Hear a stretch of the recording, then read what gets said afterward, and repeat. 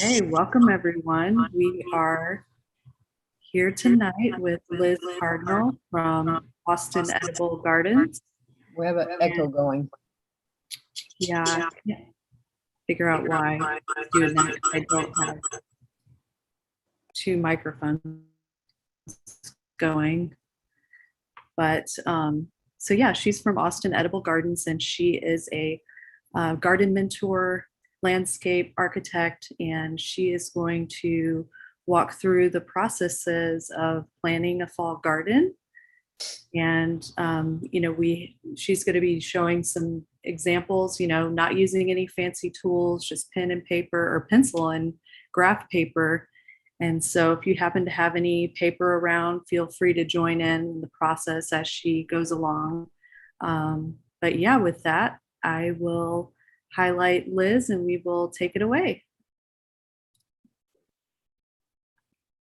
Welcome, Liz.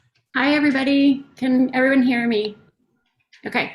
I think I have another camera on so you can see me sketch in a little bit. And if there's an echo, let me know and I can try to see if that's part of the phone problem.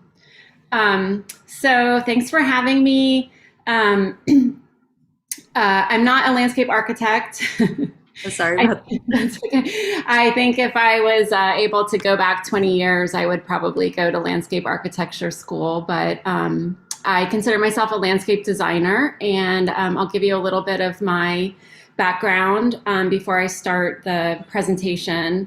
And I just want to let everyone know to write questions in the chat, and we'll answer those at the end. I wish we could all be in a garden together, doing some, hands-on gardening in class that way. But I'm not great with Zoom, so just shout at me if I don't know, something, you have a burning question or anything. But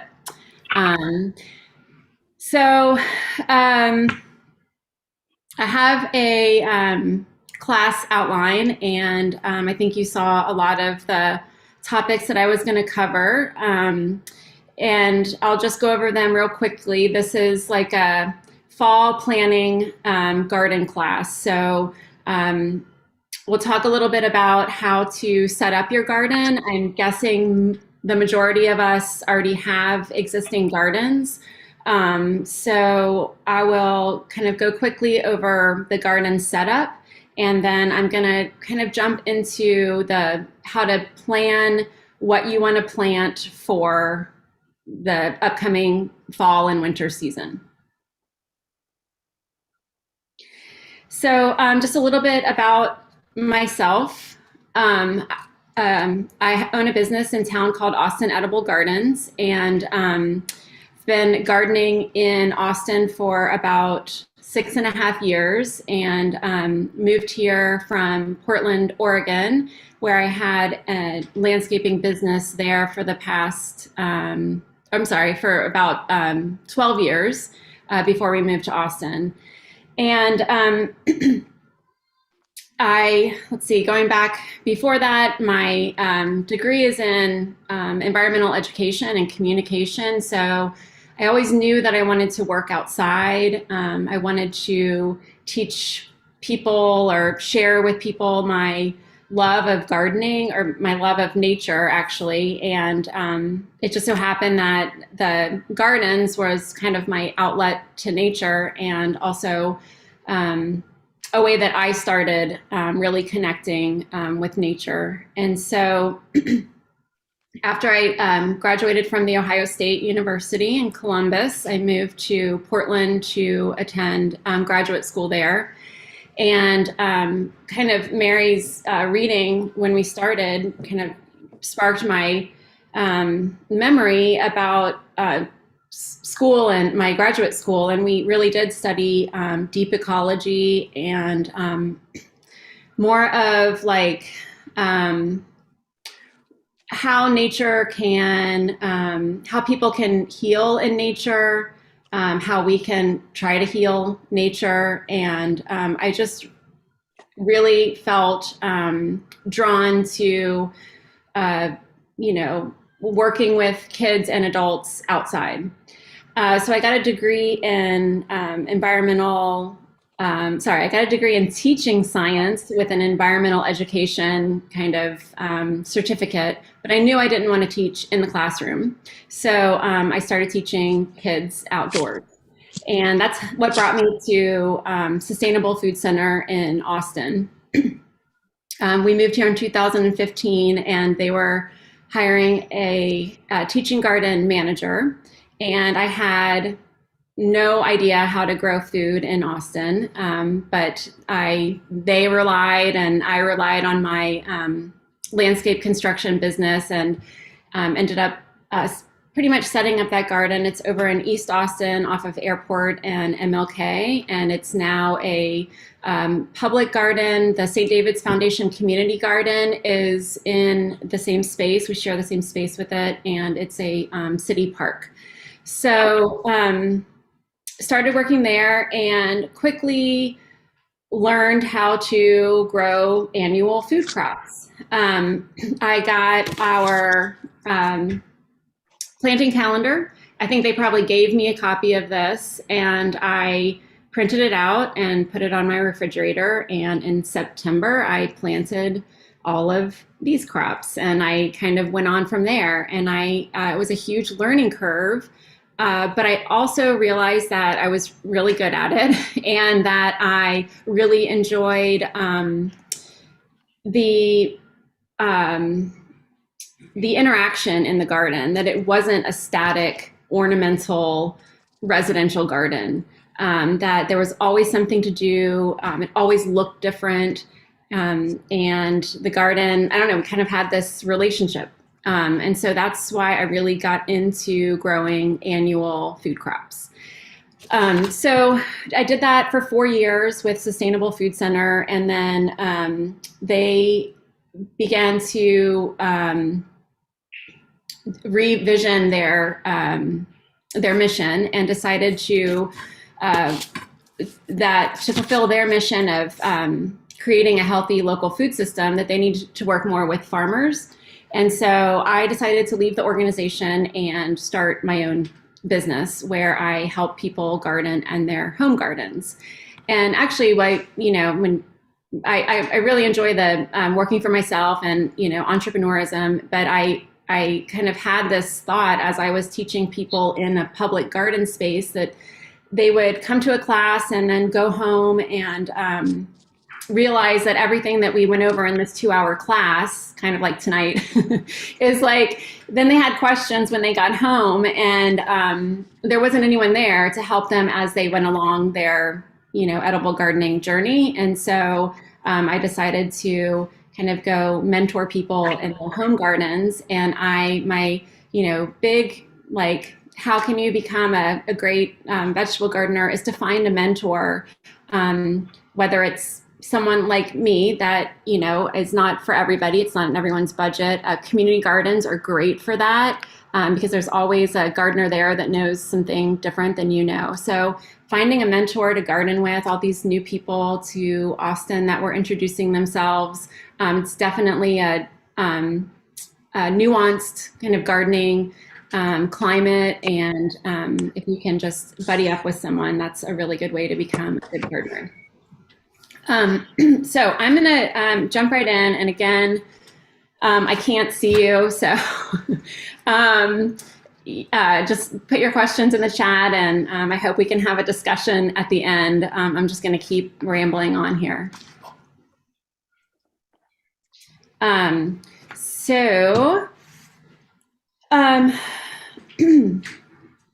want to talk about setting up your garden properly. And then we'll get into the planting calendar, and then we're going to dig into making our plans.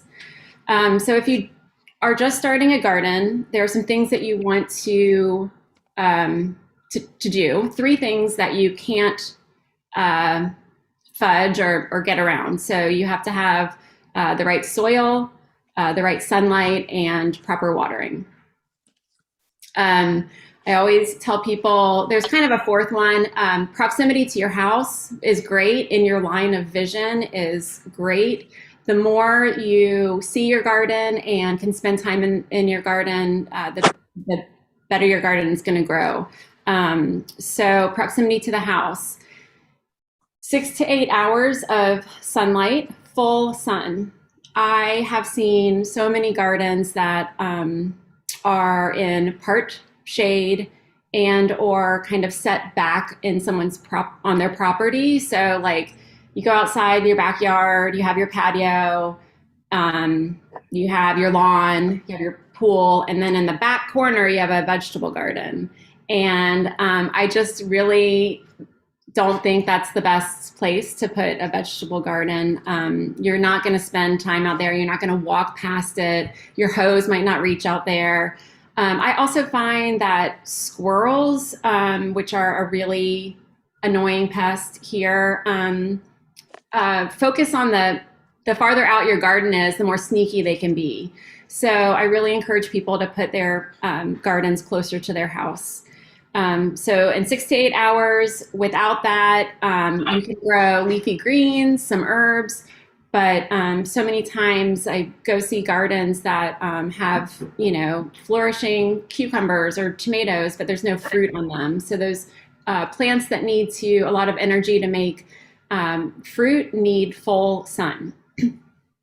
Now, you can use shade to your benefit, especially in the summer here. So if you get those morning hours of sun and then an afternoon shade, that's ideal. But definitely at least 6 hours of sun. And then slope, if you're on a hill, or even, if you have a slight slope, you want to make sure your planting space is level. And that's why one of the reasons why I encourage people to grow in raised beds. You can make a bed level that way, by building one side higher up, or, working with your slope. And the other benefits of raised beds are that you can kind of make your own perfect soil mix. And we'll talk about soil next. But we have, so East Austin has decent blackland prairie soil, west side of Austin, lots of limestone, 2 inches usually underneath the topsoil. So some people really have to bring in imported soil and garden in raised beds. But even if you build up a 6-inch bed space with limestone blocks, or a 2x6 cedar board, that is really better, I think, than just planting straight in the ground. There might be some differing opinions in this group, and honestly, whatever works for you is great. We definitely need to amend the soil, whether we're in the ground or in a raised bed. But with raised beds, you can kind of make your own soil. I think it keeps the weeds out a lot easier.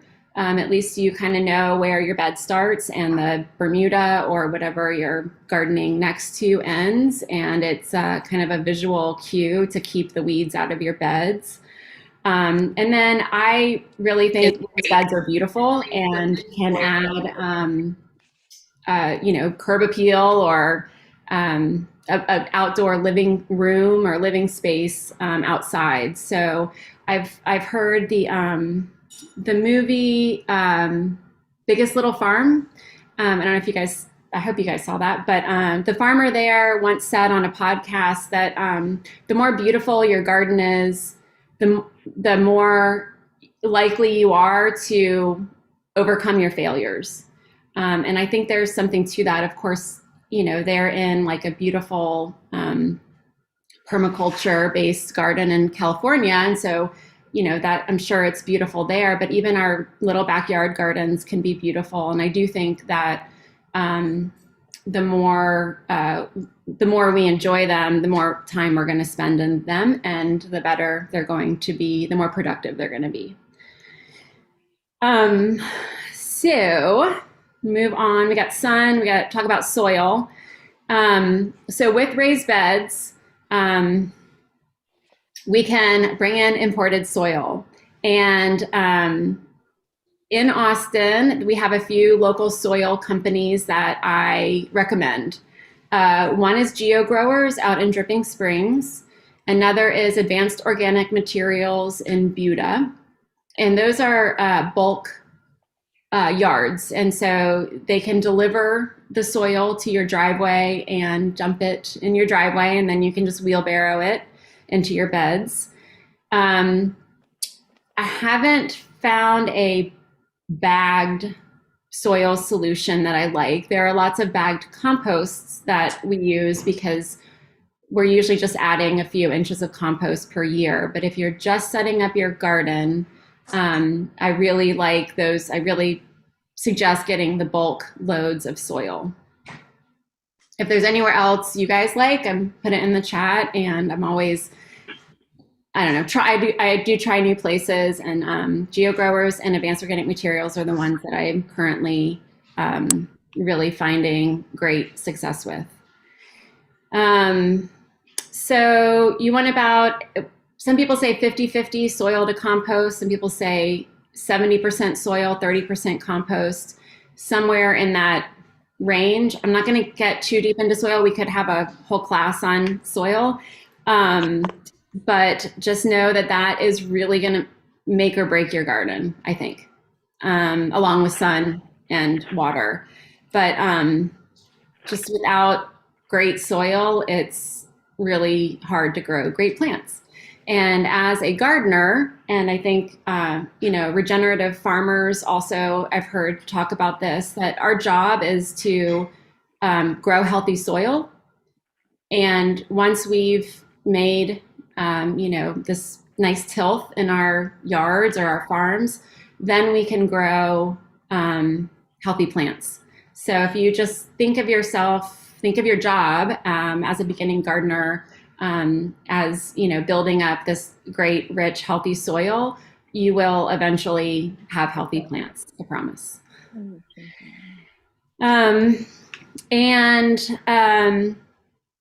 We can get into amendments. I do add some slow release granular fertilizer before I plant in the fall and the spring. And maybe if we have time at the end, I have some samples, some show and tell. But if you want to hear about the amendments that I use, we'll get into that. But I don't want to sound like a commercial right now, so I'm going to keep moving on. But slow release fertilizer about twice a year will also help give your plants a good boost before we plant them. So after we have our beds built, we have great sun, soil, and the watering obviously comes after we plant, but I will talk about that. Consider ourselves ready to plant. So I'm sure everyone has this. If you don't, print it and put it on your refrigerator. It's our planting calendar. Now, someday I'm going to remake this calendar. It's great. I use it, but I consider our planting season to be September to June. So I would put September over here and end in June, and which is right now. So happy new gardening year. So in September, a lot of people in the introduction were talking about difficulties gardening in the summer. That's pretty much our dormant season. So lucky for us, we can grow year round here in Central Texas, but July and August are so hot and the nighttime temps are so high that most of our plants go dormant. And so I tell people that's kind of like, Chicago winters are our Austin summers. So it's now September. We can start to plant, and this is mine and a lot of seasoned gardeners' kind of favorite time of the year to garden. The pest pressure is less. It's more enjoyable for gardeners to be outside. We don't have to use as much water. So a really enjoyable time to start gardening. And so we break out our calendar. We look at September, and we go over to the key and look at the crops that we can plant. Kind of a crash course in this calendar, if this is anyone's first seeing it. We have these two main planting seasons here, fall and then again in spring. And it's interesting that a lot of the crops are, we replant again in the spring. And that's because the temperatures here are similar to, February, March, but we're moving into the cold season. And here in March, we're moving into the warm season. So we look and see the plants that we can plant now based on the climate, and we can start to make our plan. Now, the next thing we can think about before we start to map it out is whether we're going to plant with seeds or plant with transplants. And this calendar has, this one actually, yes, this one does, has some parentheses next to the plants that might say transplants. So that's a good indicator of whether you're going to buy a 4-inch start from a nursery or whether you're going to plant from seed. So most of the plants that we plant by transplant, we're getting a head start in planting them. So broccoli is a good example. If we planted a broccoli seed now into the soil, it would take a very long time. I don't have my seed packet in front of me, but a very long time for the broccoli to grow and eventually flower. So by planting a transplant, we are getting a head start, and we'll be sure to get that harvest window before the climate and temperatures change to where that broccoli wouldn't be, in its prime climate to be harvested. Tomatoes are a good kind of warm season example.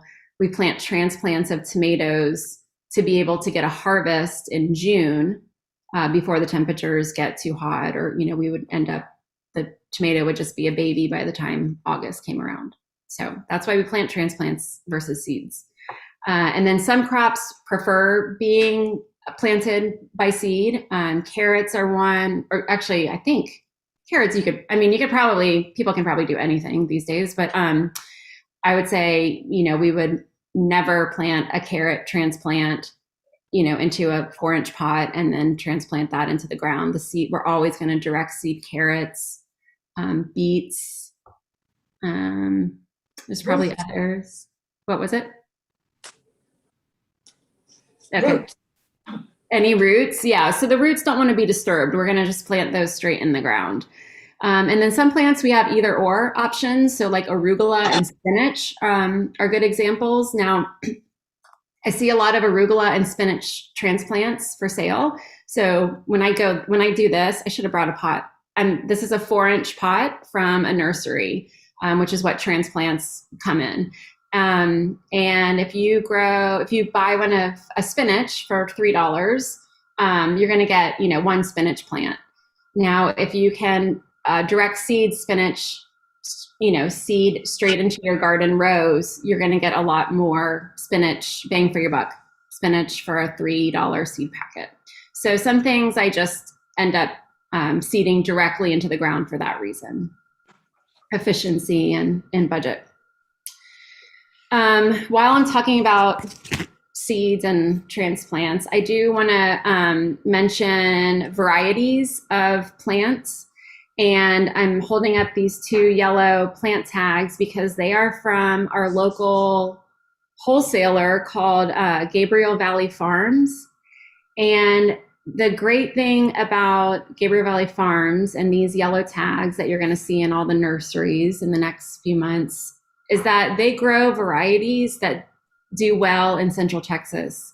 So if you go to Home Depot and buy a broccoli plant, it might have been, this broccoli variety might be more suitable to a northern climate. So the variety is important as well as just the plant that you're planting. So if you look for these yellow tags when you're plant shopping, you're going to have more success with these. And same with seeds. I will try to find a link for a varieties for Central Texas. I think it's a TAMU document, but it even talks about, the best kind of carrot seeds or bean seeds that just do well in our climate. So think about where you're getting plants from and where they, originated. Okay, so we talked about seeds versus transplants and where to buy them. So I always say go to local nurseries. Try to stay away from the box stores. The local nurseries are going to have better, healthier plants, better cared for by the staff, and probably these varieties that are going to do well here. Natural Gardener is a great one. Tillery Street Plant Company in East Austin. Lots of them. If you want, again, we can talk about that in the chat if you have specific questions about kind of where to shop or different brands and things like that. I don't have loyalty to many, places or brands. I like to try out a lot of things. So I've tried a lot. Okay, let's move on to creating our plan. So you have empty garden beds. Maybe you have a few things in the garden beds like I do, but we are ready to plant. I highly recommend making a plan so that you don't buy plants that you don't need. And so that you can kind of organize your garden to be more successful. And the best way to optimize your garden space is to not plant all at once. And I used to do that. And I think it's we get excited that we're ready to plant and we fill our whole garden with broccoli and cauliflower. But we want to save the room in our garden for more successions of planting. So if we go back to our calendar, we have this whole window of September and October to plant. So I do recommend planting as close to the early in the bar as you can, so that you can get another second succession in the second half of the bar. And that way you're harvesting carrots or broccoli in December, and again, maybe in January. And then if we planted our entire garden now, we would have one harvest of too much broccoli and then, nothing to get us through in early spring. So it helps us organize our garden, and it's just, I think, a nice way to kind of carry out your thoughts into when you go out to plant. So I'm going to, in just a minute, I'm going to switch over to the other camera and kind of walk you through how I map out my garden beds. There was a download for graph paper. If you want to print some out, I love doing hands-on classes with people. So feel free to join along. Or just kind of watch what I do and try this on your own. You don't necessarily have to use graph paper, but a ruler of some sort will be good to, because you're going to want to know your scale. So how many inches equal a foot. Definitely do it to scale, or it's probably not going to come out right in the garden.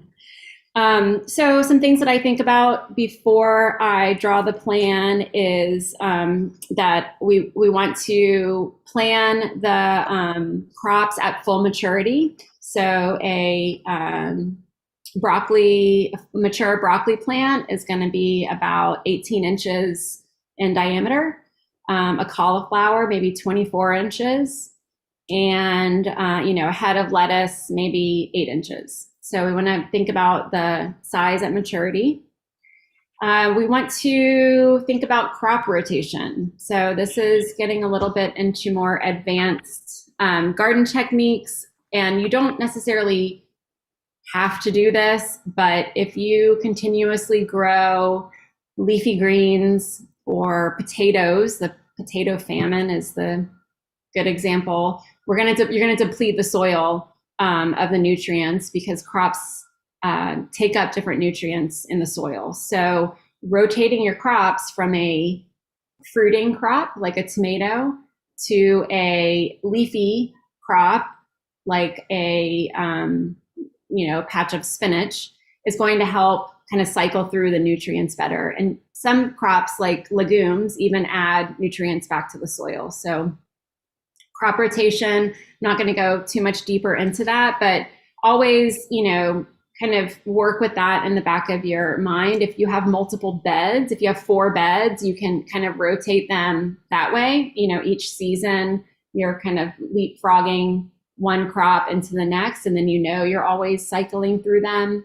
I don't do that. I just, I'll show you when we get to mine. I have, wherever I planted tomatoes, in the summer, I'm going to plant leafy greens next. I also want to think about companion planting. So also something I don't, get hung up on, but trying to think about who likes to grow next to each other. There's lots of companion planting, charts online. I don't know, this was like an old teaching garden guide that I use, but it'll say like parsley doesn't like to be planted next to potatoes and celery. So, but it does like to be planted next to all of these crops here. I really have never had, I don't think, a crop or two that have like completely failed because they were planted next to each other.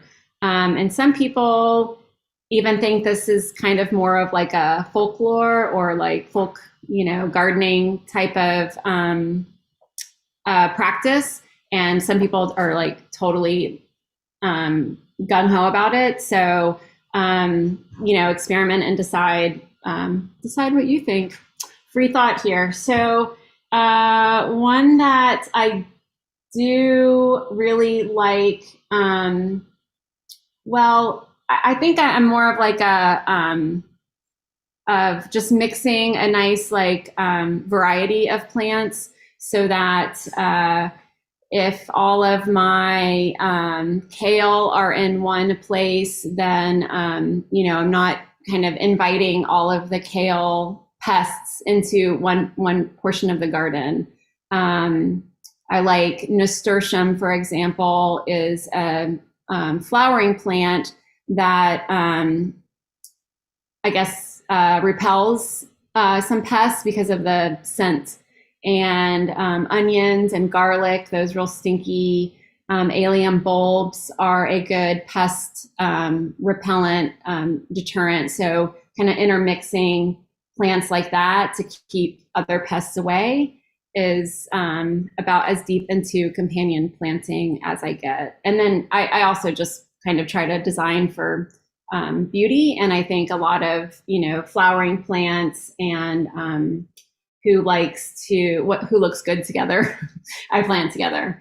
I think basil and tomatoes are a long-standing companion plant that I think we all kind of try to practice. So anyway, that's companion planting in a nutshell. And then succession planting, I'm super gung-ho about this. So like I said, we want to save some space in the garden for a second planting or even third planting of certain crops so that we're always getting a continuous harvest. And then as I'm sketching, I group my plants based on water needs. So who likes a lot of water or who doesn't need a lot of water. Sun and shade needs. Are there plants that can grow in a more shady area? And I know the spot in my garden where that is. So if you haven't observed the sunlight pattern in your garden or your yard, definitely do that before you start planting and gardening. And you can utilize the shade or sun to your benefit. And then soil and nutrient needs. So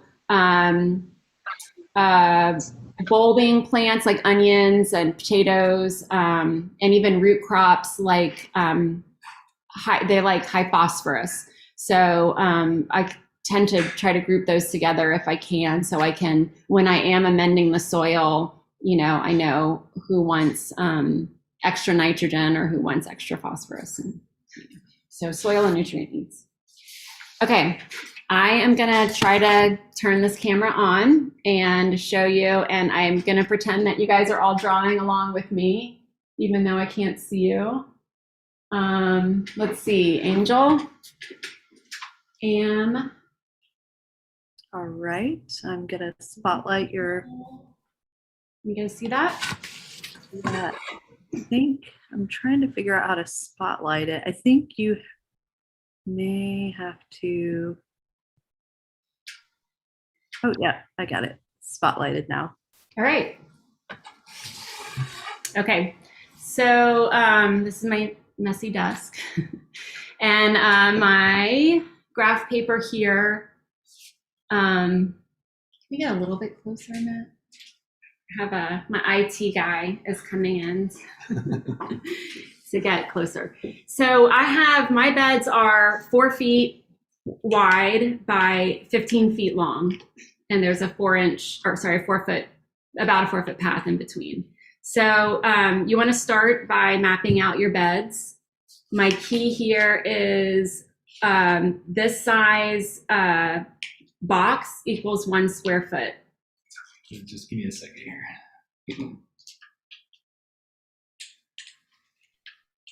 Maybe this was a bad idea. Oh, it's a great idea. There we go. Thank you. Okay. Now rearrange. Is that good? Okay. Yep. All right. So here's my scale, 1 square foot. And the next thing I'm going to do is map out what I already have planted. So just real quick, we probably won't be able to get through, a complete plan, but I currently, in my backyard, I have a pepper plant here. So you can label it however you like. You can put pep, you can put pep, whatever you're going to remember. And I have 2 tomato plants next to that. So going back to my scale, this is about a 2 foot by 2 foot tomato plant, which is about right for a mature tomato plant. So these are going to be in the garden for another, hopefully a couple months until the first frost. I'm trying to get another harvest of tomatoes and peppers. And hopefully if you're growing some tomatoes and peppers now, you'll start to see them flowering and fruiting as the temperatures start to get a little cooler. And then over here, I have an arch over these 2 beds. So it's about 4 feet. And I have planted butternut squash to climb up this cattle panel arch.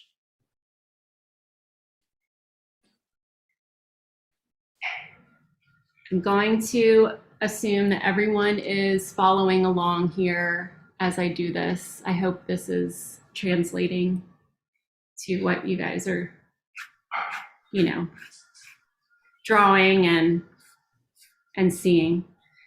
So these are butternut squash, little plants that are going to be growing vertically up over this arch. Behind it right now, I have 6 okra plants. Okra gets real big this time of year. So those are going to be in for another couple months. And what else? I have some beans that I just planted recently growing over here. I think I have 8 bean plants. So again, whatever is going to help you remember what these labels mean.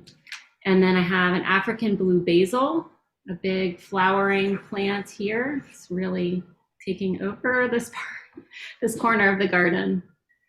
And that's about it. So I have all this space to decide what I want to plant. And then we would get our calendar back and I would look through this and I would say, I would love to plant some broccoli, cauliflower. You don't have to write it down, but you can if you want.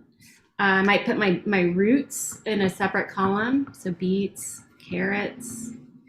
And then I want to think about flowering plants so that I feed the pollinators and attract the pollinators to the garden. So borage would be a good fall flower, nasturtium, calendula, and I put my flowers in a separate column.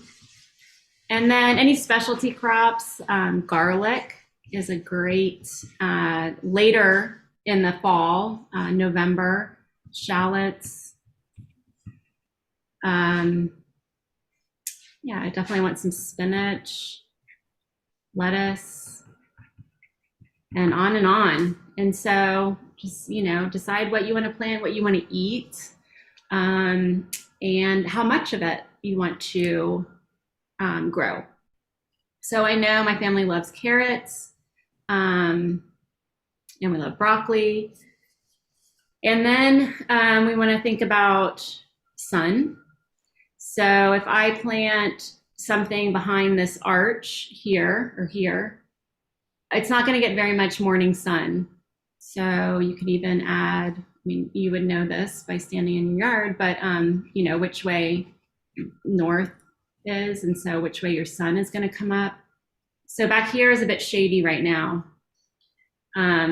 So this might be a good place to plant carrots that don't mind dark and you know, they take a long time to mature. So they're going to be in the ground for a long time. So I think I'm gonna just start and got an eraser so we can always change things. It's a great thing about pencil and paper. So I'm gonna put 2 rows of carrots here. That's how I label my rows.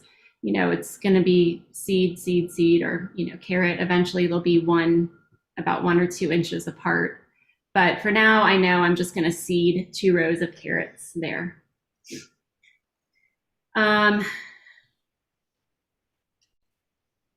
Think I might start some broccoli down here. I think it's a really pretty plant. I would like to see it. My kitchen window is here, so I'm looking this way on the garden. So I would go ahead and put in some broccoli in front of the tomato.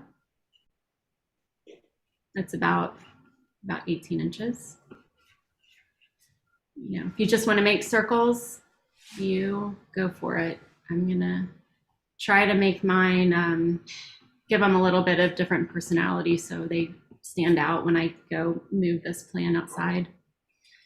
And let's see, what else can I tell you? I'm not gonna do it all. I'm gonna kind of actually stop here. I think you guys get an idea of how I'm planting my garden. I will say, okay, so we can think about the second succession now.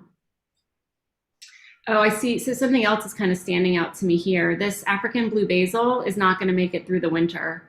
So I have this open corner of the garden that I'd like to fill with something pretty, something big that would be planted in about November.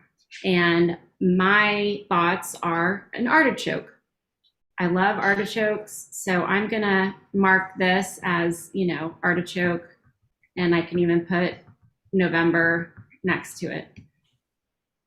So I'm already kind of planning out what I'm going to plant next. Can do the same with okra. Okra is a fruiting plant. It's also, this is kind of a shady spot in my garden. So I think after the okra comes out, again at the, first frost. I'm going to replace with, this will be my leafy greens. So, head lettuce, maybe some spinach, arugula. I'll kind of use this as like my lettuce patch after the okra. I always fill in my corners with flowering plants just to kind of add some symmetry and beauty to the garden. So I would probably put some nasturtium on the corners. Borage is going to attract the pollinators. So it's a very, big plant, edible flowers, but that might be good to go back in this corner. And on and on. I think that's it. If I'm, doing, let's see, a row of, you can plant in rows, you can plant in, I wouldn't do onesies, twosies, but groupings or rows. I'm trying to think what else I have a row of. Beets. I might decide to plant it, here in this nice, like kind of open space. I could probably fit 2 rows of beets in here. So anything that I'm seeding, I kind of want to give it a nice space so that it doesn't get lost in the mix. This might be spinach. And I can get 3 rows of spinach in here. Yeah, so I hope that was helpful. I do want to kind of show, yeah, I'm going to stop there. And yeah. Okay, hold on. I'm going to come back on my other screen now, Angel. Okay.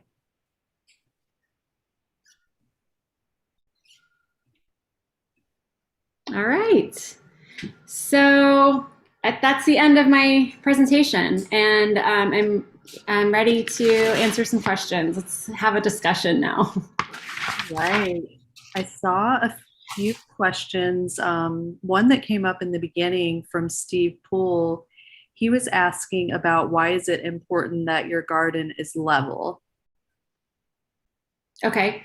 So you want to make sure when you're watering or when it's raining, the water isn't either pooling at one end or, worse, in a downpour, kind of washing your seeds and your plants away.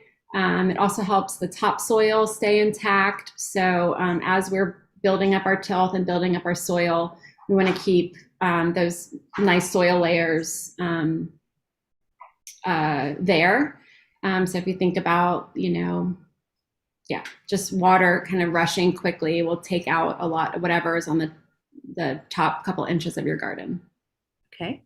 A few questions when we were talking about soil. So someone asked, where do you like to get your bagged compost? I like Revitalizer compost from Ladybug brand. And that Callahan's has that currently. There's a Whittlesea has a turkey compost that's made with turkey manure, and that I've seen at Tillery Street Plant Company. And Tillery Street also has a mycorrhizae. I can't remember the brand. It's like Nature's. I think it's like Wild Root Organics. Does that sound right? Wild Root? No, that's no. But yeah, there's a good, mycorrhizae compost is great to help with getting the good bacteria and fungi into the soil too. Okay. Another question related to soil was about what type of slow release fertilizer you recommend. Okay, so slow release, I have my examples. I like Microlife. So anything granular is going to be more of a slow release, slowly feed your soil. So you would sprinkle this on the soil and dig it in before you plant. And I would do this in the fall. And again, when I, have a big planting window in the spring. My garden beds are rarely, or if ever, just totally empty. But right now, you saw how I had just a couple tomato plants. So anyway, now is a good time to add the amendments. I also have, I like Happy Frog. Fox Farm is the brand. And this one is like fruit and flowering. So it has a higher phosphorus in it, but an all-purpose would be more of like a 10-10-10, or the numbers would be more similar. This is fine. You could totally use this as an all-purpose. And then something else I'm trying is worm castings. So I've been talking to these guys, Terra Thrive, and I'm going to be adding this year to the garden, and I'll report back on that. So those are my kind of starting slow release. Okay. Someone else asked, this is related to the artichoke. Do you plant new artichokes every year, or can you cut it back and it will come back every year as a perennial? Mine don't survive the summer. So I just, I grow them as annuals. I think technically and theoretically they should be perennials, but again, our summer is Chicago winter, and it's very hard for some plants to survive our summers.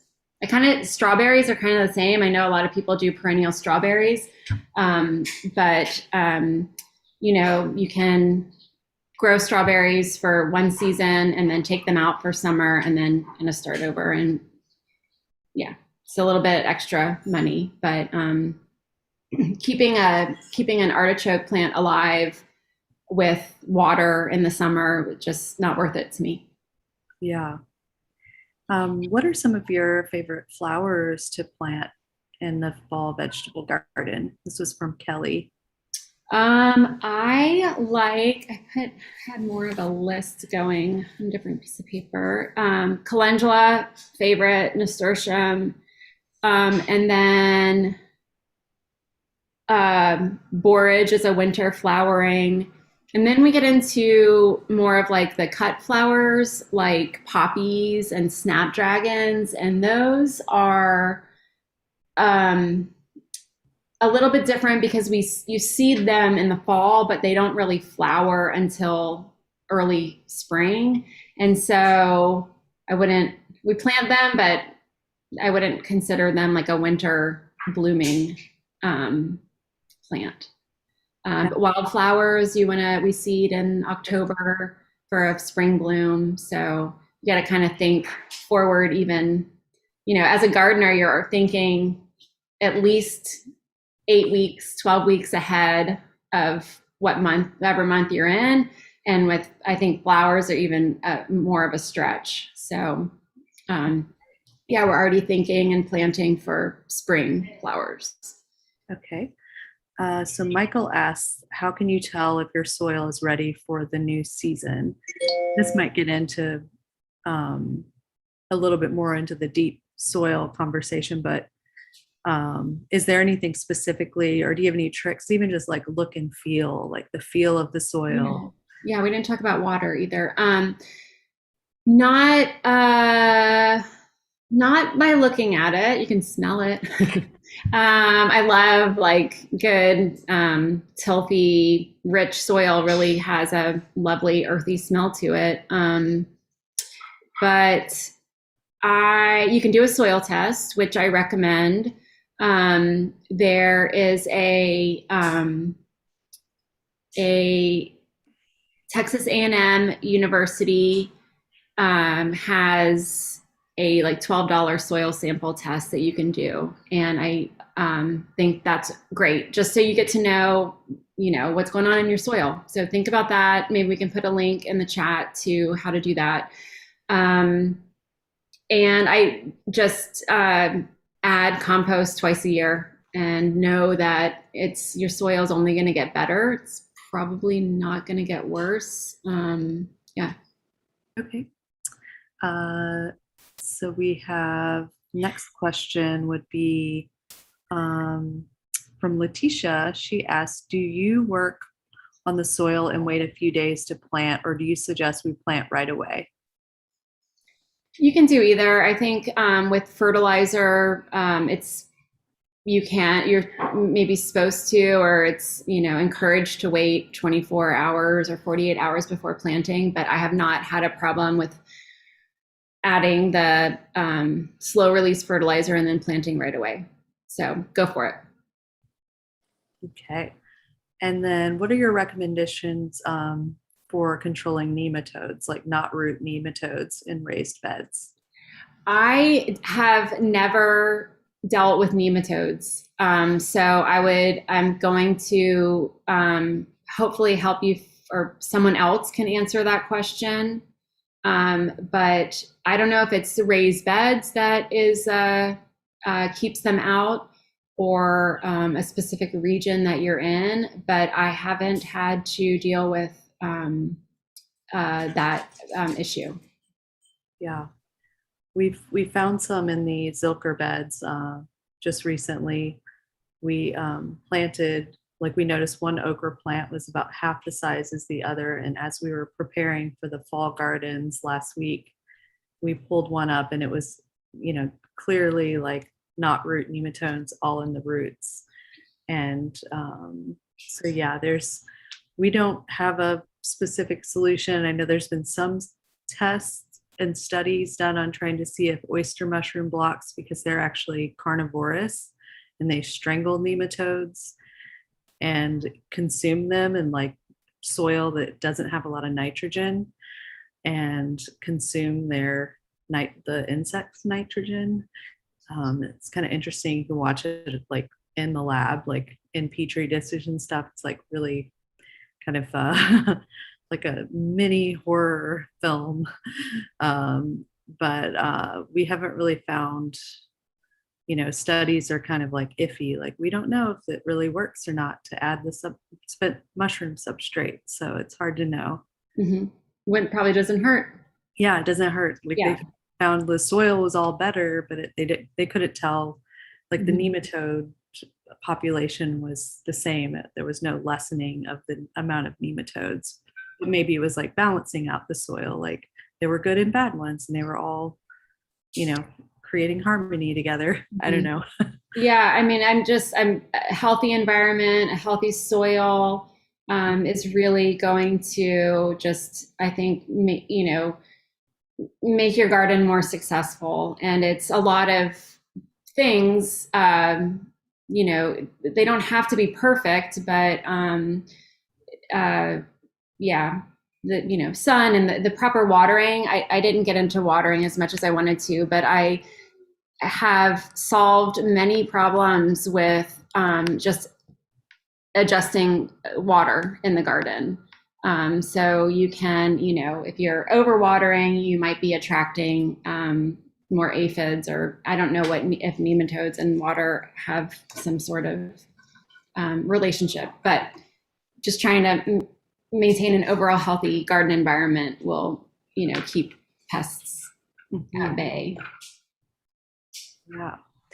So Caitlin asked, I'm not sure if you already covered pH testing. It's incredibly tough where I'm at, but is there a preferred pH for Central Texas, Central Austin vegetable gardens, and how do we get to that point?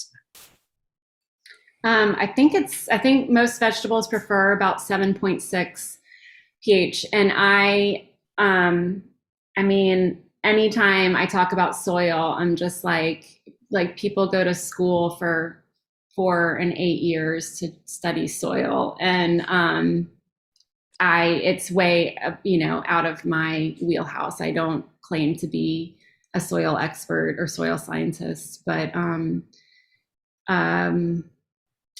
I know that vegetables prefer, about 7.6, and there are lime you can add to adjust your pH, but I don't do that. I've never had to do that. So I I think it's like a volcano, a certain type of soil does need lime added.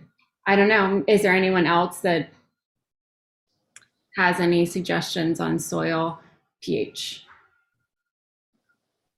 We I will have, tell you. Go ahead. we don't do anything with the water at Zilker at home. I just filter it to take out the chlorine, just to protect microbes and whatnot. And that's what we recommend. Does anyone else have any suggestions on like adjusting pH levels? Over the weekend, Jeff Ferris on his show discussed this topic, and he said that he had a funny analogy. Putting an ice cube in a tub of water isn't going to make it cold. So you can do certain things to raise your or lower your pH, because we have very alkaline pH. But really the best solution long term for lowering your pH is to add organic material. And so over time, the more organic material you add, the better your pH is for growing. So, I thought that was a real good analogy. Yeah. I think mulching or mixing in pine needles helps with, as that breaks down, helps to make things a little more acidic. I mulch my strawberries with that, and it helps keep the strawberries off the soil as well. And they break down pretty easily. I get them in bales at the Natural Gardener. They do get brittle and will start to break down over a growing season. Yes, for sort of spot lowering pH on things, but as a general rule, lowering pH on, adding compost to large areas is probably a more doable way to lower your pH over a long period, as what he said. Can I ask a question about like natural rainwater versus using just your hose? Because I've noticed when I use rainwater, that plants. I'm sorry, I'm eating food. Sorry, I apologize. But when the plants get that natural, rainwater that you could collect in a barrel, it seems to make an impact on the plants. Has anyone else noticed that? Like they seem to respond to it? Yeah, Rainwater is charged with nitrogen from lightning, and city water does have chlorine in it. Okay. Sorry. Go ahead. The pH of rainwater is more acidic than the city water, which is very alkaline and has chlorine. And so the chlorine and the alkalinity are inhibiting the plant growth. Because the microbes are what feed the plant, the nutrients. And if you're killing the microbes from the chlorine, then you're inhibiting the plant. And So it would be, there'd be I'm just thinking for myself, like, there's a desire to have a rainwater collection system based on that approach, just off what you've said. Is that right? Yeah, I've heard too, though, a lot of the like minerals and things that come with direct rain, like sometimes it settles out, and there's something with the oxygen and everything happening in rainwater that makes it more like bioavailable. And I know just from having rain barrels in my yard and using that almost primarily for my gardens, like that they prefer the rain over just like the rainwater that has been sitting. But it's definitely better for conservation reasons, clearly. Yeah. But the rainwater flushes the salts out. Yeah, there's something that happens like when it's sitting for a while too, that it's just like the nutrients and everything, it just isn't the same. Nothing's ever the same as like fresh rainwater. The permaculture techniques of berming and swaling, also to keep rainwater on your land instead of running off, are really good. And mulching, trying to keep your soil, soft, using either a broad fork or aerating your soil so it can absorb the rainwater when it rains. How long has it been since we had any? Gotta keep dancing, everybody. Month The or rain so, or two. in the forecast.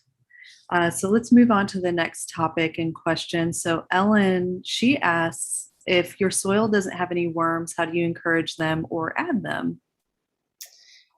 So this is one of my pet peeves about raised garden beds that I see quite a bit of is that people will put weed barrier between the soil, the native soil, and the imported soil that they're bringing in, and I discourage that. You want that connection with the native soil so that you can, get earthworms and mycorrhizae and bacteria, and the exchange of all that between your raised bed soil and the native soil. So make sure that your soil is sitting on the earth where you're gardening. Again, building up that tilth, making sure there's organic material in the soil for the earthworms to eat. I don't add worms to the soil. If a worm compost, a worm bin is great, but I would just add the castings to the soil. And I don't know. Yeah, I think just healthy soil would encourage earthworms to come to the garden. Yeah, and we found that even doing like sheet mulching or adding cardboard and coffee grinds, like that's something that worms will like to come up. So if you're even just starting an area, instead of using that like weed barrier or like landscape fabric, adding cardboard instead with coffee grinds, there's something in the coffee grinds that the worms really like. So they're attracted to that, start coming up and chewing away at that. So that's a good thing to put on the bottom of your bed that you're just starting. And at Zilker, I think you guys are adding compost directly into your beds. So compost food scraps. And that would definitely encourage earthworms if you want to try trench composting. Yes. Yeah. Yeah. All right. And eggshells. They Yeah. like to lay their eggs in eggshells. Yeah.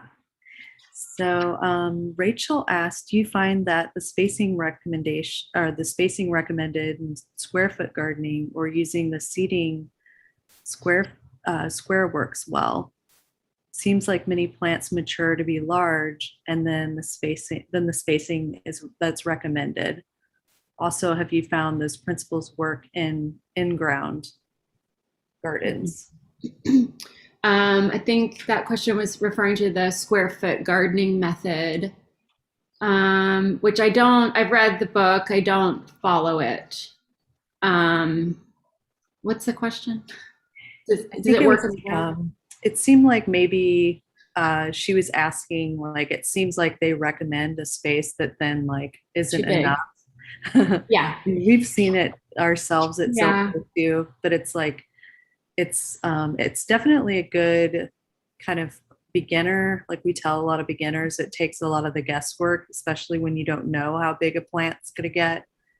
But it does sometimes things, especially in Texas with our longer growing season, things get a little bit bigger. We got okra trees and Yeah, hopefully you have big 2-foot cauliflower plants. Yes, I agree. Then just, add a bit more spacing. So start with your square root gardening method and then know that, you might need to add a few more inches. Also, I plant tightly together. I tend to overplant a little bit to maximize the space. I see people usually err on the too much space in between plants, and then you're kind of wasting some great garden space.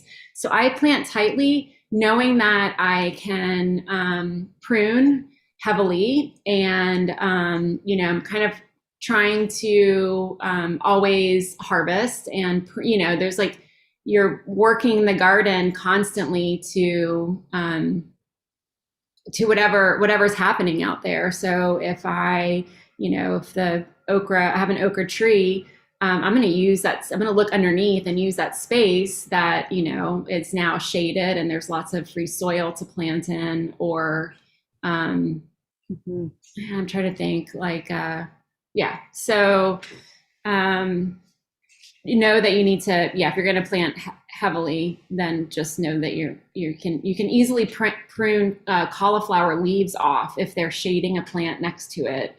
Cut some of those big cauliflower leaves off. The plant will still grow. Don't cut them all off, but or I see a lot of people with collards or Swiss chard, and all these leaves are still on the plant. But if you take it back to just a collard plant, just 3 main leaves, and you've harvested all of that, you have a nice harvest, and then keep your pests down because it's not real crowded. You get good airflow. So more think of it as like constantly kind of working your plants to your benefit. And you can always plant like lettuce or carrots or root things on the edge where you have space. We have a few more questions here, but I wanted to just give everybody a heads up to stick around, because Madeline from Austin Organic Gardeners, and she does the planning and design at our Zilker Botanical. We're going to show our 4 square. It's a little different from square foot gardening, and it's an older style of rotation planting with the moon. And so we're changing up one of the center beds at Zilker, and we're going to share that plan. And we'll be teaching from the garden and sharing tips with this style of gardening. And so, so we'll spend just a few minutes, and she'll share a few pictures in the plan as well. So on to the last few questions. So Karen from Southeast Austin, she asked, do you work in the compost or just leave it on top? Or on average, how much compost do you add each season? I think the general rule is about 2 inches of compost on top of your soil. If you if you have 6 inches of space in between your soil and the top of your beds, I would go ahead and think about maybe bringing in that bulk soil that I talked about, or adding 6 inches of compost. But 2 is kind of minimum. I do work it into the soil. I know a lot of people like to just lay it on and plant right in it, but I find that or don't want to disturb the soil underneath it. But I find that planting directly into compost isn't as good for me. So I work it in a couple inches.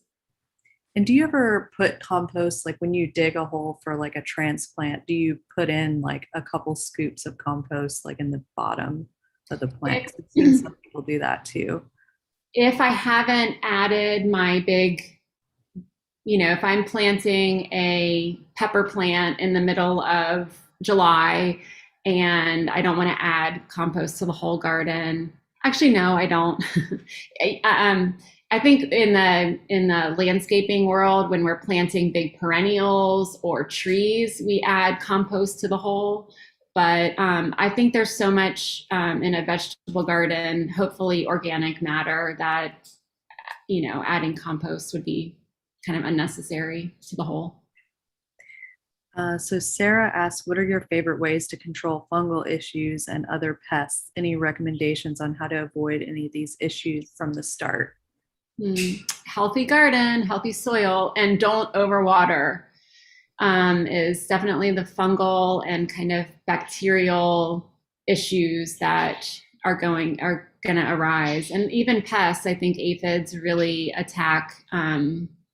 They like moist environments, and also kind of another good reason to have well draining healthy soil is even if you're not overwatering and it rains and your beds are holding too much water, you can attract fungal and bacterial issues.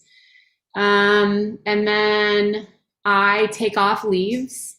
So any diseases that I see on leaves, I'll go ahead and remove that. The last thing I do is grab spray, either pests and disease issues. I try to control it by, environmental controls like watering. And then I do a lot of anything I can do, I guess, what is that? I don't know, technically to the plants, to try to get them to respond. And then sometimes I'm like, wait and see. And then the last thing I do is go for the BT, which is the organic caterpillar control spray. And then sulfur for fungal issues. But by that time, either the plant is maybe almost at the end of its life, and I'll just take it out. Cucumbers are a good example. So my cucumbers had powdery mildew all over them, but it was August, and I had gotten a great cucumber harvest. So I took the plants out, and now I have space for something else.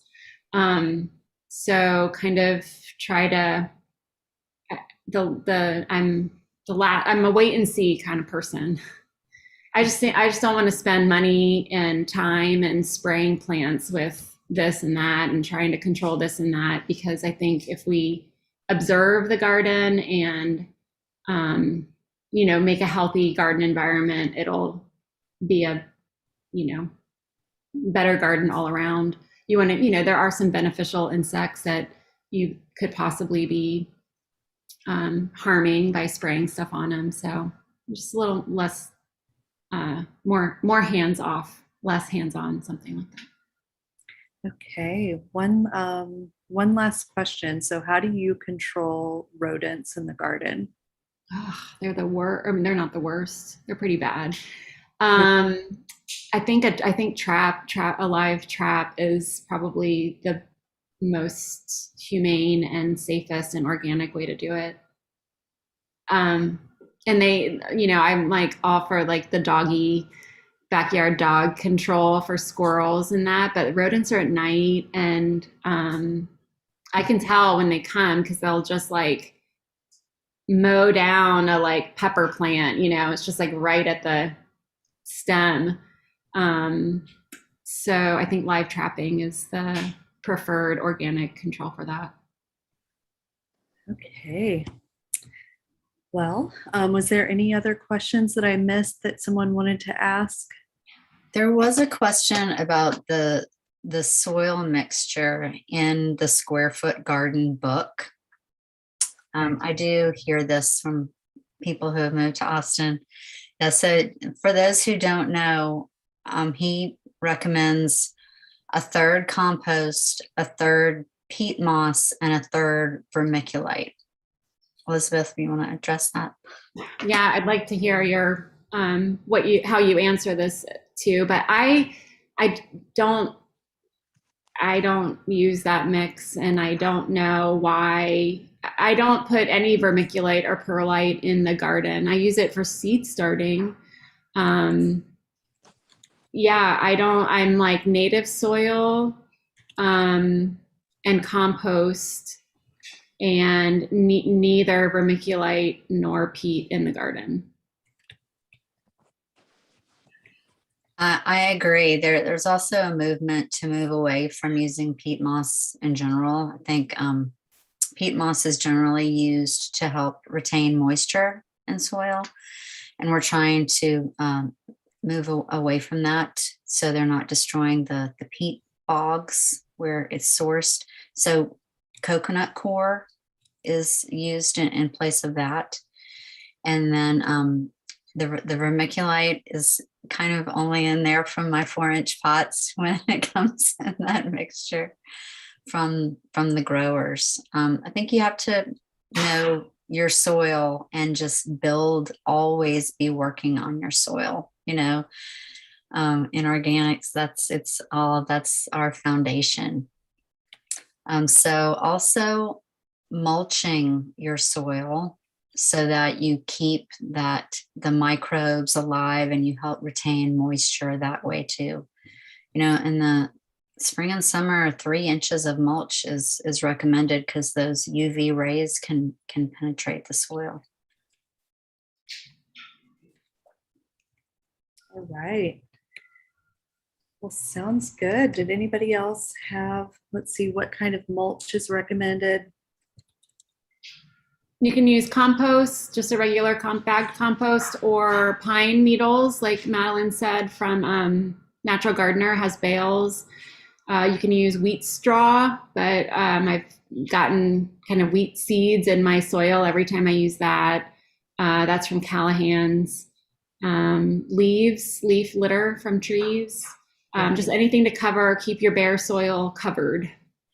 I saw someone sharing, and this is one of the things I do, and I see it's becoming more and more common in the permaculture community, but there's like a really expensive leaf mold mulch that you can buy at Garden 17, and a lot of people love it and use it. I make my own, and there's a lot of YouTube videos on how to do it.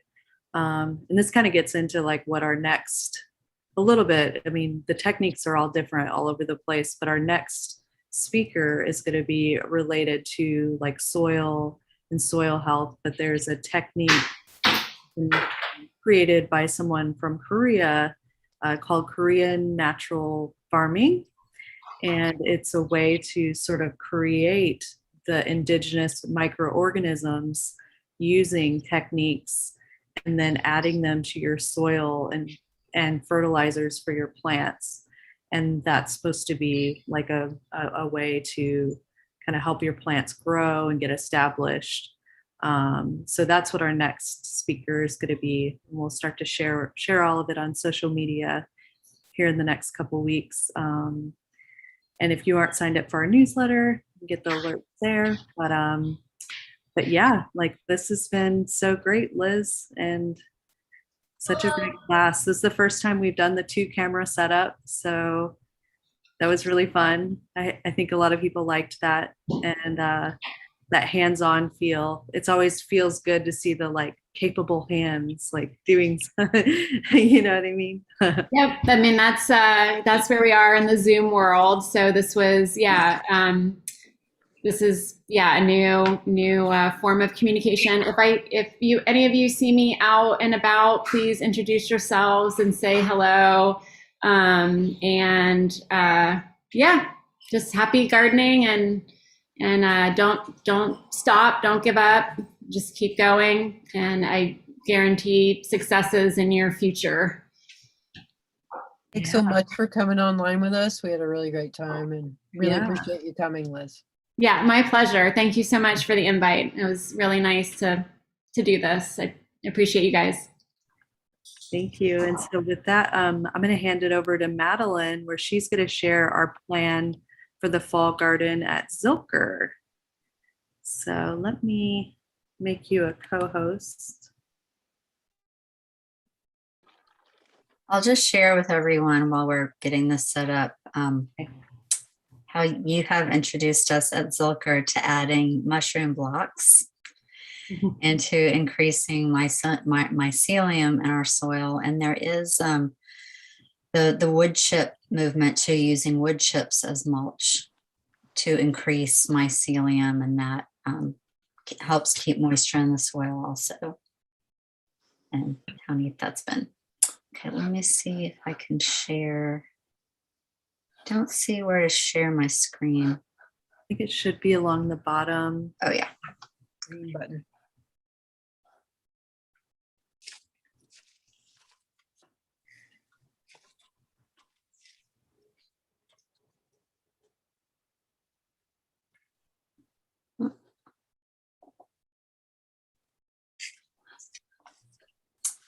Right. Can everyone see that?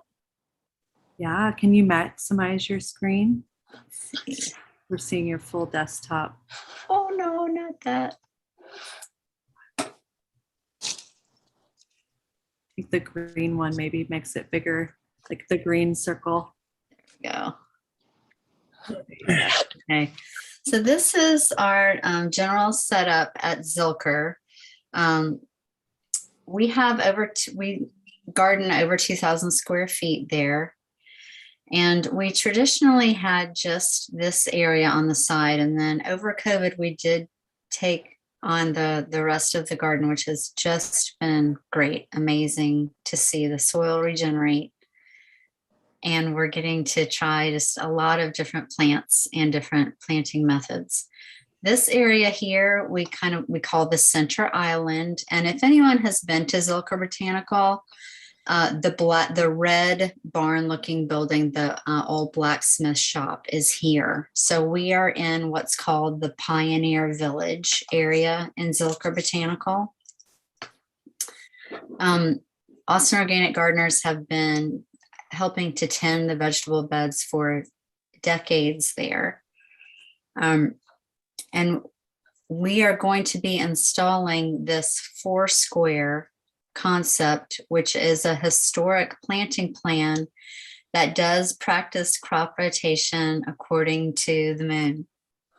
So we have legumes, leaves, roots, and fruits.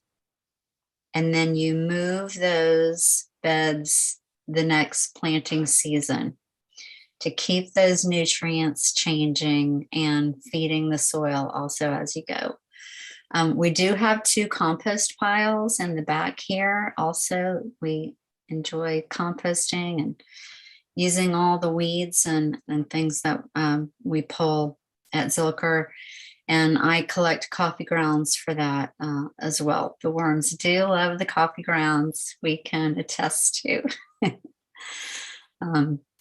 So we have cedar logs that are outlining these beds. We have put down, we're going to have a path just here in this area where you can walk. We have an arch between 2 beds. We have enjoyed vertical gardening with a cattle panel arch.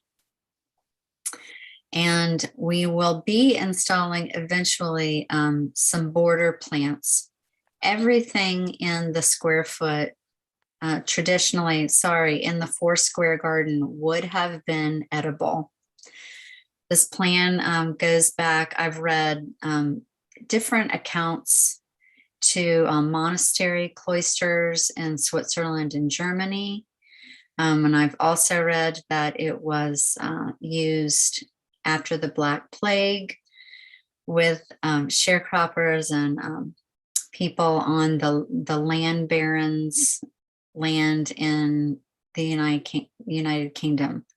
And so this plan was brought over with immigrants and was a predominant planting plan. You may have heard of the Pennsylvania Dutch Gardens, and that is a 4-square historic planting plan. So we'll have this as a permanent feature. We'll be able to just rotate our crops and change our crops and not be changing the design. And working with our friends in the Austin Herb Society, who are helping to guide us on some of our choices for our border plants that will be herbs and edible flowers. You can see the other features, the other planting techniques and things that we grow. There is a wicking bed in there, which has a pond liner in the bottom. And we add water to that through a PVC pipe, and plants wick the water. We display square foot gardening there. We have a trellis at the back here on the north side. We like to line the edges of our beds or separate our beds with alliums. We have a member who has given a talk about alliums that do well in Central Texas, and we grow those. We have a former hugelkultur bed that has the logs have really just eaten down. And now we have potatoes and grains in there. We're growing cotton there currently. New bed where we are growing perennial vegetables and herbs. And then Angel designs and teaches us a lot about permaculture in the permaculture area. So we have a work day every Saturday from 9 to 11. And we're also doing some work days. Zilker has a weeding Wednesday, and we have a group that is meeting there on Wednesdays after. And look forward to learning more about crop rotation and succession planting as we plan this historic Foursquare. Anyone have any questions? Ooh. Someone did. I know this isn't specifically related to what you're saying, but with the pests in Texas, how do you keep them at bay versus, squirrels and the different varieties of pests that can inhabit? How do you feel that you can kind of keep them away from the garden, or at least try to control them? I think the first line of defense is companion planting. We do try to have things repel at the borders, like the alliums, like marigolds, nasturtiums. We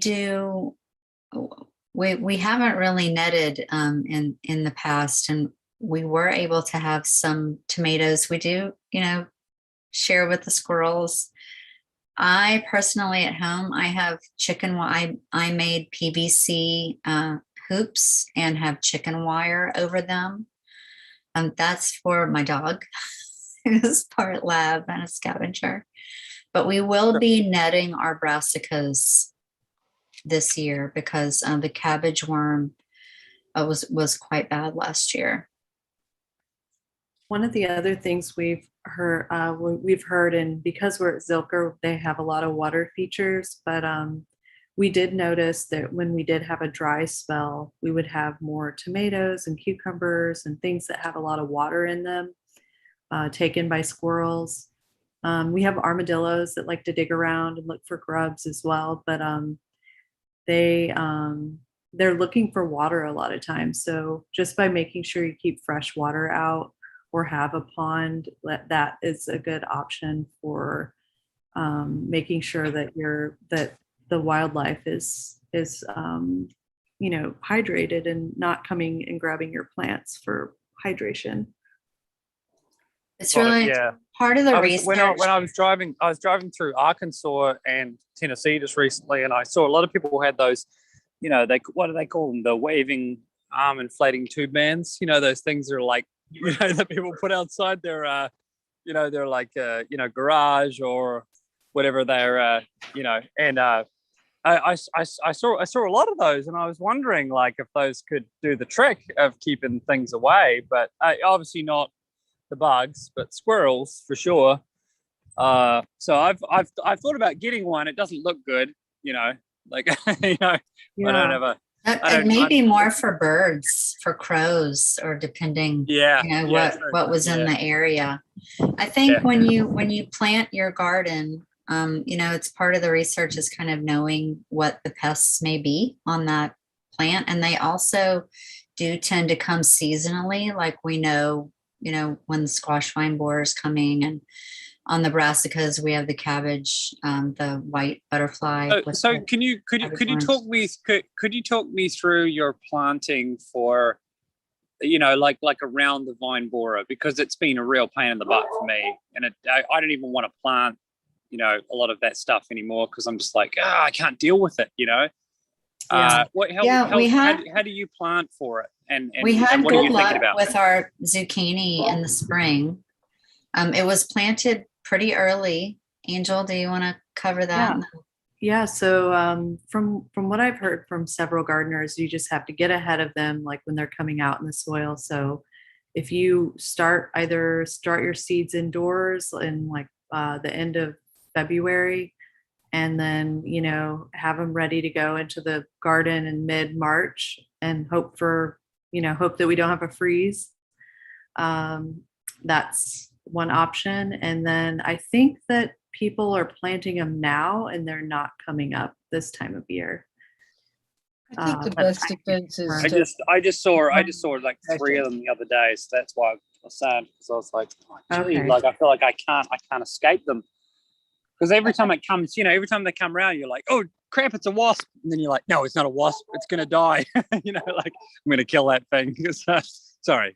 That's just I think me. planting in succession, you plant, every few weeks what you want, and some of them are killed and some of them make it. So I think you just plant in succession. So part of growing that in Texas is that it's just the norm. You're just going to have to work around it. Am I understanding that right? I'm sorry. I'm just trying to.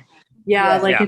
there's not really, we do have some members that cover their squash with their, you can get like a netting or Yeah, some and just buy like wool. hand pollinate everything. Is that Yeah. right?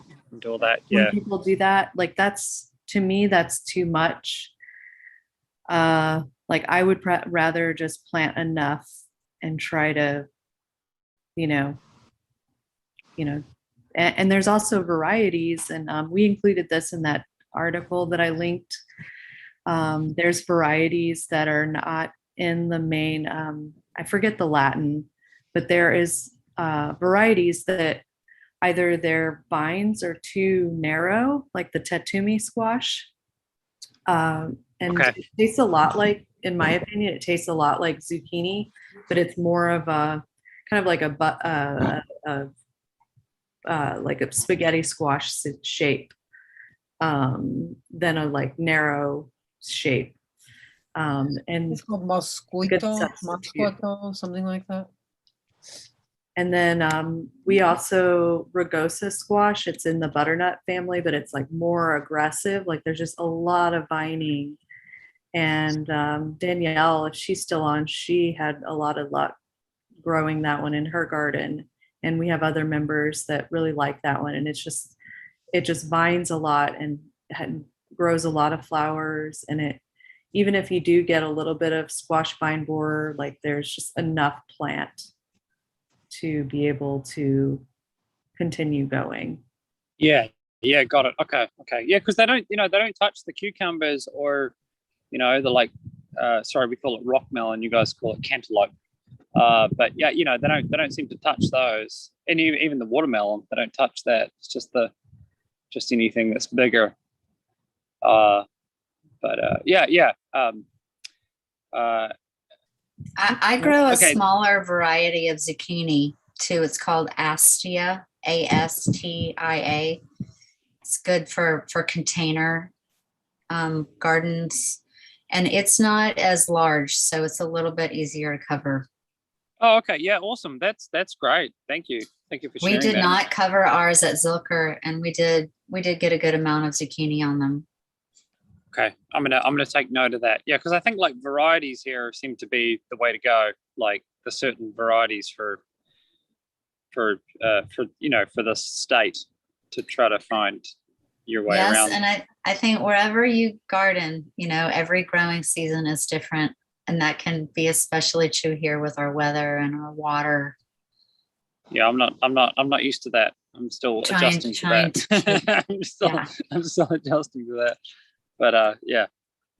Well, it seems like the squash vine borer could be a whole class, and just even educating people on the different varieties that are good alternatives. And I'll look around and see if I can find someone that's like really loves to get in the weeds, get in the dirt, and understand that problem in Central Texas.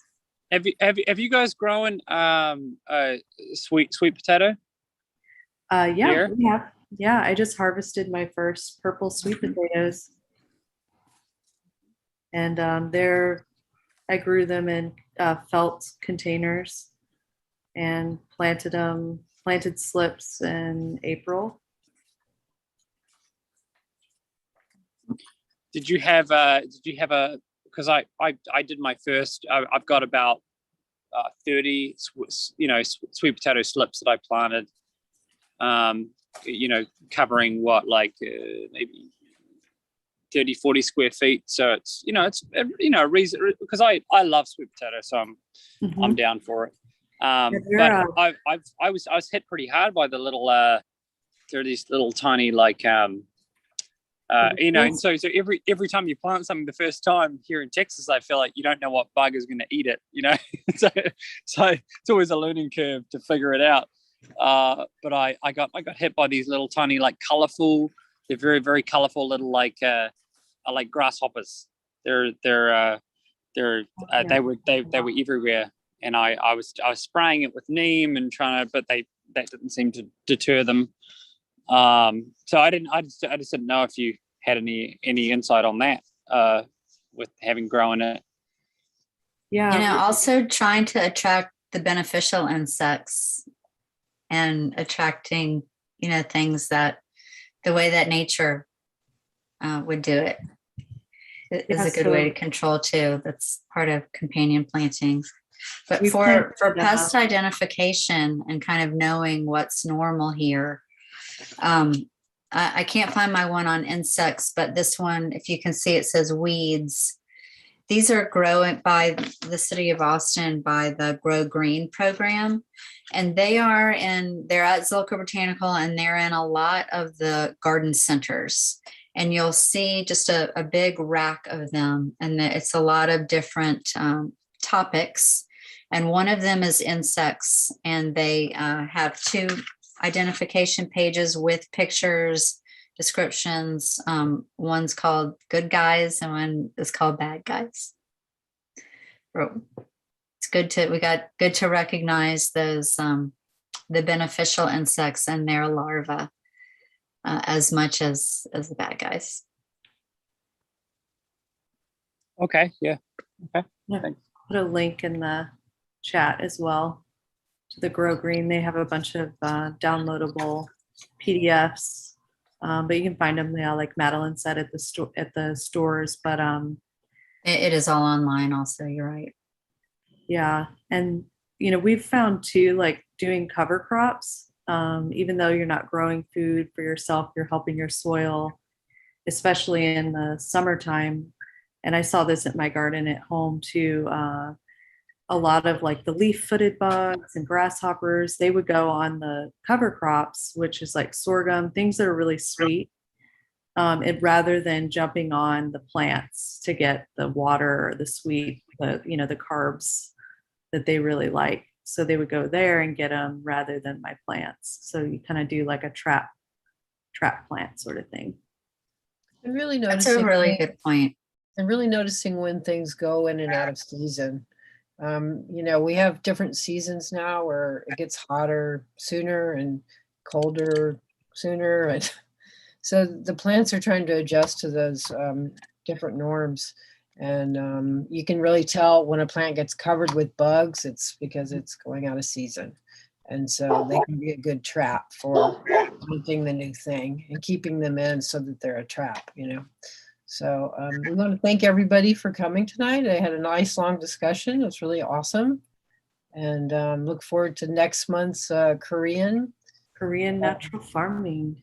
Yes, very exciting topic. I've been wanting to hear about it for a long time. So thanks everybody for coming, and we appreciate your support, continued support. And if you want to become a member, you can become a member through our website, austinorganicgardeners.org, or join the discussion on our Facebook group, Facebook Austin Organic Gardeners group. So I want to say thank you. You guys are wonderful. Keep doing what you're doing. It's wonderful. Thank you. We love it. All of us. Even if no one else says anything, I'm here. I'm saying it. So I think it's wonderful because we're all trying to, in Texas, we're all trying to figure out how to garden in a very unique part of the world, just from a, I know that I'm clearly not from the US, so I'm just saying that Adjusting. it's a beautiful thing. And then you've got climate change and all that mixed up in it all, and it's like, how do we keep growing food for ourselves, So it's beautiful. Thank you. Thank you, everyone. Thank you. Even within the city of Austin, the topography changes. So go to your organic local stores, talk to them. They're very knowledgeable. Support our local garden centers.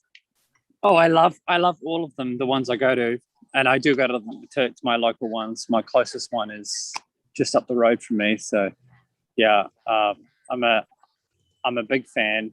and I love gardening. It makes me come alive as a person. So I still just haven't figured out how to garden well in Texas, so I'm still figuring that out. I'm trying my best, So, but thank you so much for your insight. It was really, really helpful. So, All right. Appreciate everybody coming tonight. We'll see you all next month. Night. Good night, everybody. good night. Bye. Program.